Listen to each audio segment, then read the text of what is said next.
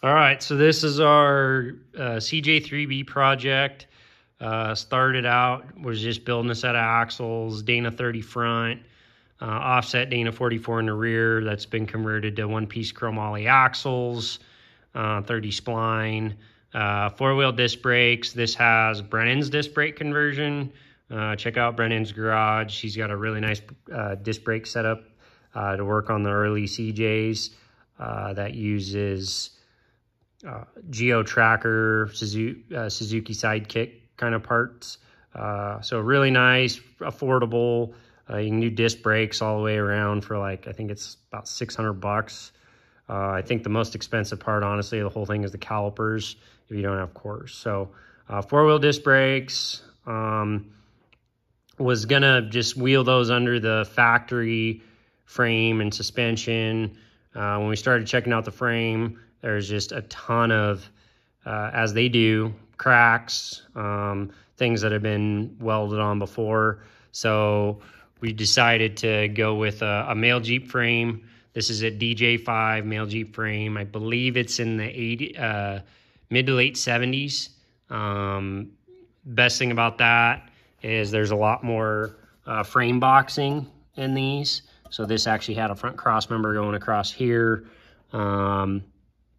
And then I just kind of finished it all the way to the front to accommodate for your bumper. Built this bumper pretty simple and easy. This is also Brennan's 8274 Warren Bellevue winch plate mounted there. Power steering, Saginaw power steering. And I did it in a way where you do not have to. I get so tired of seeing guys cut their grill to fit a steering box. If you're cutting a grill to fit a steering box, you're just being too lazy. Now, I did have to notch. It's kind of hard to see down in there. I had to notch behind on this edge. Wait, well, my hand's in the way.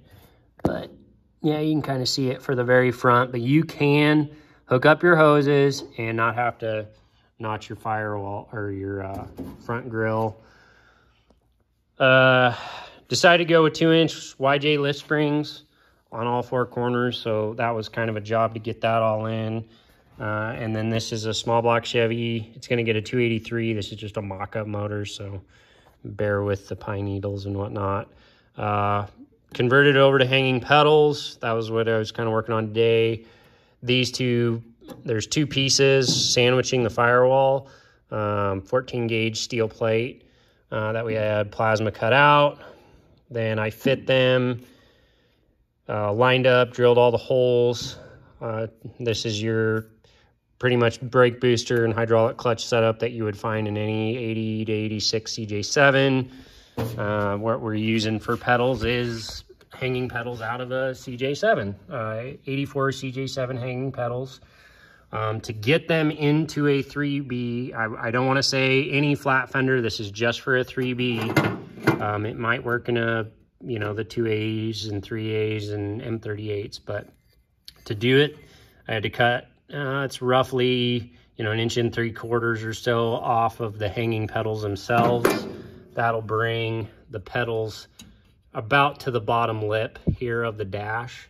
So you can see this kind of tapers down. This steering column is out of a DJ5 male Jeep as well.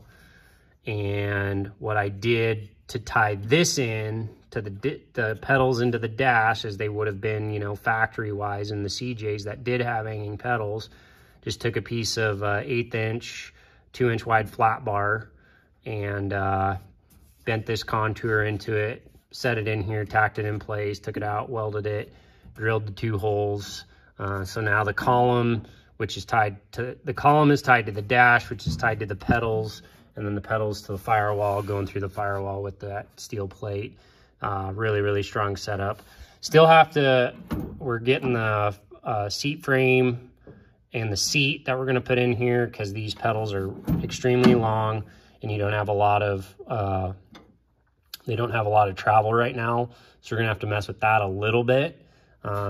You know, shorten them just a little bit, maybe bend them out.